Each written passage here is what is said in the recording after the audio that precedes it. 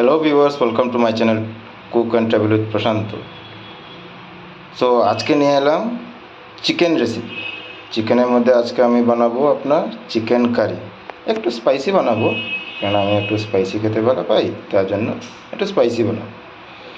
এর জন্য নিয়ে নিলাম 1 কিলো চিকেন, একদম ফ্রেশ চিকেন। ঠিক আছে। নর্মালি মানুষ অনেক সময় ফ্রোজেন চিকেন খায়, কিন্তু ফ্রোজেন চিকেন খাওয়াটা ভালো না। ওটাতে অনেক কেমিক্যাল থাকে, মানে ফ্রিজ করার জন্য অনেক কেমিক্যাল থাকে, ওটাতে অনেক মানুষের ক্ষতি হয়ে থাকে। নর্মালি ক্যান্সার ভাইরাস বা অনেক কিছু ভাইরাস যা স্পেশালিস্টরা বলে হয়ে থাকে। সো আমি নিয়েছি একদম ফ্রেশ চিকেন, চিকেনটাকে ধুয়ে নিয়েছি। এখন এটার জন্য মশলার আইটেমগুলো রেডি করব, চলুন দেখি। সো প্রথমে নিয়ে নিলাম আমি একটা টমেটো, কিছু কাঁচা লঙ্কা, 5টা আস্ত পেঁয়াজ, আদা, রসুন। এখন এগুলোকে কেটে পুরো রেডি করে নিই। তো এই যে পেঁয়াজটা, যে 5টা পেঁয়াজ নিয়েছিলাম ওটাকে কুচি করে কেটে নিয়েছি। এখানে আপনার টমেটোটাকে পুরো চপ করে নিয়েছি, ধনিয়া পাতাগুলোকে পুরো চপ করে নিয়েছি, আর আদা যে ছিল ওটাকে একটু সুন্দর করে ছোটো ছোটো টুকরোতে কেটে নিয়েছি। কারণ পেস্টিংয়ের সময় যখন আমরা পেস্ট করবো তখন গ্রিনটা মিশিয়ে তখন কী হয়, ওটা অনেক সময় আস্ত থেকে যায়। ঠিক আছে, ভালো করে পেস্ট হলে কী হয়, ওটা ম্যারিনেট হতে যখন আমি রাখবো চিকেনটাকে, এবং মশলাটা অনেক ভালো করে মিশে যায় মাংসের সাথে। পেস্টিংয়ের জন্য আমি এখানে নিয়েছি কুচি করা পেঁয়াজ, আদা, রসুন, কাঁচামরিচ, আর সাথে দেব একটু জয়িত্রী আর জায়ফল। এই যে জয়িত্রী আর জায়ফল, একটা গোটা জায়ফল আর অল্প একটু জয়িত্রী দেব। ঠিক আছে না, আপনি ওটা পরিমাণ বাড়াতেও পারেন। ঠিক আছে না, কেননা আমি এটার সাথে যখন মাংসটাকে ভালো করে মেখে নেবো না, তখন আরেকটা আমার ঘরে বানানো একটা মশলা আছে, ওটা দেবো। এই জন্য আমি অল্পই নিয়েছি। ঠিক আছে না, ওটা আমি আপনাকে এখনই বলছি, আগে ওটাকে আমি পেস্ট করি। সো চিকেনের জন্য আমি পেস্টটা করে নিয়েছি। ঠিক আছে না, সো এই পেস্টটা এখন এই চিকেনের মধ্যে ঢেলে দেব।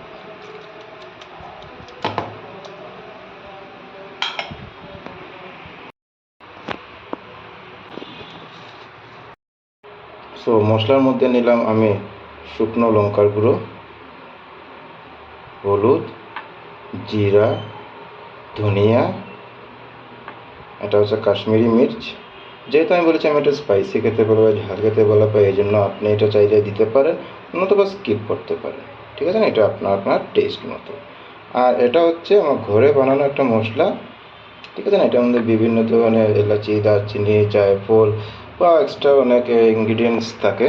ঠিক আছে না, এরকম অনেক আছে, যেমন চাপ মশলা বা চিকেন মশলা বা কারি মশলা। ঠিক আছে না, বাট এই মশলাটা বানাবার রেসিপি, বা যেমন চিকেন চাপ বানাবার মশলার জন্য যে চাপ মশলা লাগে, ওটার রেসিপি আমি নেক্সটে ভিডিওতে দেবো। ঠিক আছে না, এটা আমার ঘরে বানানো রেসিপি মশলা, এটা আপনি অবশ্যই ট্রাই করতে পারেন। কারণ এই মশলাগুলো এখন আমি চিকেনে দিয়ে দেবো। এই যে সব গুঁড়ো মশলাগুলো এখন আমি এখানে দিয়ে দিলাম। এখন আমি অ্যাড করে দেবো লবণ। লবণ আপনি আপনার টেস্ট মতন অ্যাড করতে পারেন। তারপর দিয়ে দেবো আমি একটু কাঁচা সরষের তেল। কাঁচা সরষের তেলটা দিলে কি হয়, যেহেতু আমি সরষের তেলে রান্নবো, আমি সরষের তেলটাই দেবো। আপনি যদি রিফাইন তেলে রান্না করেন, রিফাইন দিতে পারেন, বা যে তেলটা আপনার প্রেফার করেন ওই তেলটা আপনি দিতে পারেন। ওটা দিয়ে কী হয়, ম্যারিনেট করার জন্য আমি যখন ফ্রিজে এটা রেখে দেবো, তখন মিক্সচারটা প্লাস মাংসের যে এটা হয় না, ম্যারিনেটটা অনেক ভালো হয়। হালকা একটু দিয়ে দেবো। ঠিক আছে, এখন এটাকে ভালো করে মাখিয়ে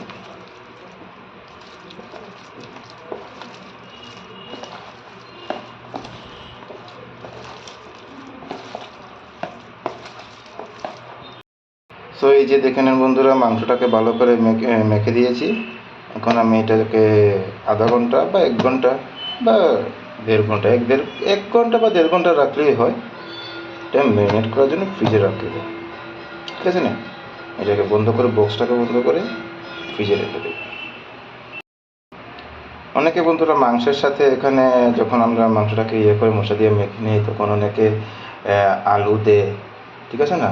বাট আমি আলুটা এখন দেবো না। আমি আলুটা মাংস যখন রান্না করার আগে আলুটাকে অল্প কেটে ভেজে নেব, হালকা একটু ফ্রাই করে নেব, ঠিক আছে না? তখন দেবো। এটাও আপনার দেখাচ্ছি। চলুন এটাকে একটু ম্যারিনেট করার জন্য ফ্রিজে রেখে দিই। সো ফ্রেন্ডস, 1.5 ঘন্টা হয়ে গেছে। এখন এটা মাংসটা, চিকেনটা আমি ফ্রিজ থেকে বের করে নিলাম। এখন রান্না বসিয়ে দেবো। সো ফ্রেন্ডস, কড়াইতে তেল দিয়ে দিলাম। আমি নর্মালি ইউজ করছি সর্ষের তেল। আপনি চাইলে রিফাইন বা অন্য কোনো যে কোনো তেল আপনার টেস্ট মতো ইউজ করতে পারেন। অবভিয়াসলি আমি সর্ষের তেলটাই প্রেফার করি বেশি, কারণ ননভেজের মধ্যে আমি সর্ষের তেলটা খেতে ভালো পাই। ননভেজ রান্না করার সময় সর্ষের তেল দিয়ে বানিয়ে খেতে ভালো পাই। অ্যান্ড ফ্রেন্ড, আগেই তো বলেছিলাম আমি আলুটা ওটার সাথে মাংসতে মাখবো না, ওটাকে আমি আলাদা ফ্রাই করে দেব। মাংসটা বসানোর আগে হালকা একটু ফ্রাই করে নেব ওটাকে। সো আলু পিসগুলোকে একটু হালকা হলুদ দিয়ে মাখিয়ে নিলাম। সো ফ্রেন্ডস, তেলটা গরম হয়ে গেছে। এখন আমি এটার মধ্যে এই আলুটা দিয়ে দেব।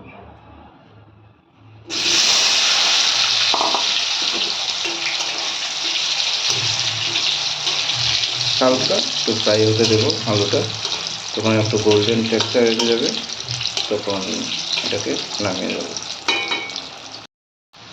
তো বন্ধুরা, আলুটা গোল্ডেন ফ্রাই হয়ে গেছে। এখন আমি এটাকে নামিয়ে নেব।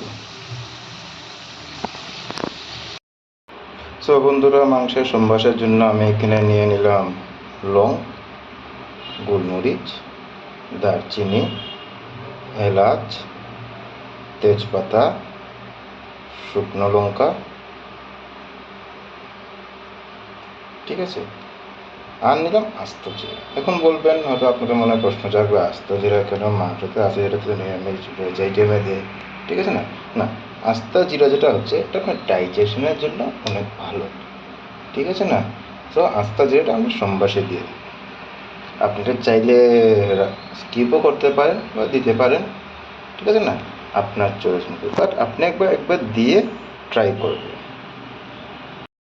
সো ফ্রেন্ডস, আগে যেরকম রেখেছিলাম সম্বাসের জন্য, এই যে শুকনো লঙ্কা, তেজপাতা, এলাচি, দারচিনি, লং, আস্ত জিরে আর গোলমরিচ, এগুলা এখন আমি কড়াইতে দিয়ে দেবো।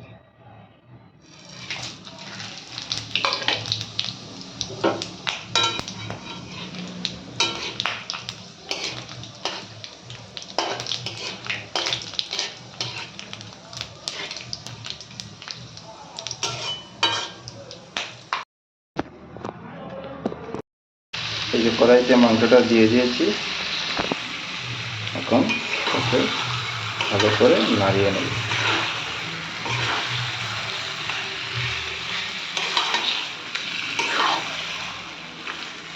আগুনের ফ্লেমটা সবসময় মিডিয়ামে রাখবে। সো ফ্রেন্ডস, এই যে ফ্রাই করাগুলো আলু রেখেছিলাম, এটা এখন দিয়ে দিয়েছি। এখন মাংসটাকে ঢেকে রেখে দেবো। যে চিকেনটাকে একটু মাঝে মাঝে নাড়িয়ে নেব।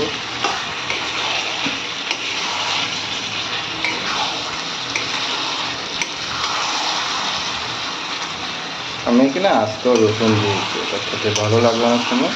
এটা জাস্ট এমনি ঘরে খাওয়ার জন্য দিয়েছি। আপনি যদি এইরকম চিকেনের সাথে খেতে ভালো পান, তাহলে আপনি এটা দিতে পারেন।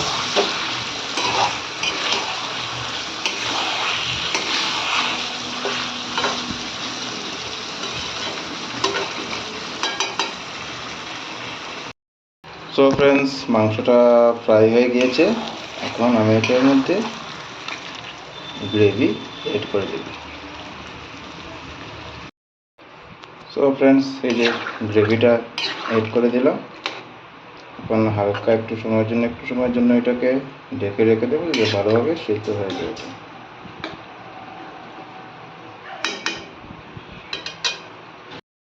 সো ফ্রেন্ডস, আমার চিকেন অলমোস্ট হয়ে গেছে। এখন এটাতে গরম মশলা দিয়ে দেবো। গরম মশলার জন্য প্রেফারলি আমি এটাই প্রেফার করি, শাহি গরম মশলা। এটা 100 গ্রামের প্যাকেট আসে না, শুধু এই ছোটো প্যাকেটটাই আসে। এটা আপনি ইউজ করে একবার টেস্ট করতে পারেন, এটা অনেক ভালো, অনেক মানে স্মেল ফ্লেভার অনেক ভালো। তো প্রেফারলি আমি এটাই প্রেফার করি, শাহি গরম মশলা।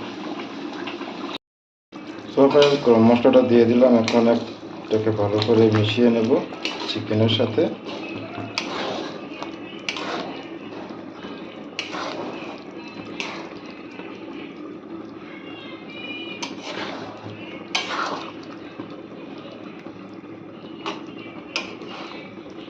দেখতে পাচ্ছি কিরকম স্পাইসি হয়েছে, টেক্সচারটা দেখেন, একদম গ্রেভিটা।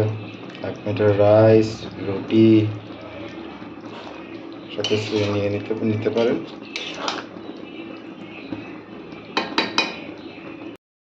সো ফ্রেন্ডস, লাস্টে একদম আমি অ্যাড করব 1 চামচ ঘি।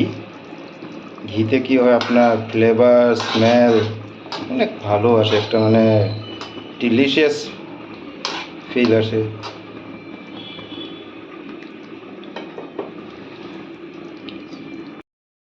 সো ফ্রেন্ডস, দেখতে পাচ্ছেন আমার চিকেন রেডি হয়ে গেছে। এটা ঠান্ডা হতে দেব। সো দেখতে পাচ্ছেন এটা কালার প্লাস আপনার গ্রেভির থিকনেসটাও দেখছেন, অনেক এটা দেখেই মনে হচ্ছে যে না, একটা ডিলিশিয়াস ফিল আসছে, মানে একদম মাউথ ওয়াটারিং। সো ফ্রেন্ডস, আজকে এই ভিডিওটা কেমন লাগলো অবশ্যই কমেন্ট করে জানাবেন, আর প্লিজ লাইক করবেন, শেয়ার করবেন। আর খুব শিগগিরই নতুন কিছু একটা নিয়ে আসবো। So friends, please support. Thank you. আর ফ্রেন্ডস, প্লিজ সাবস্ক্রাইব করতে ভুলবেন না। Thank you very much.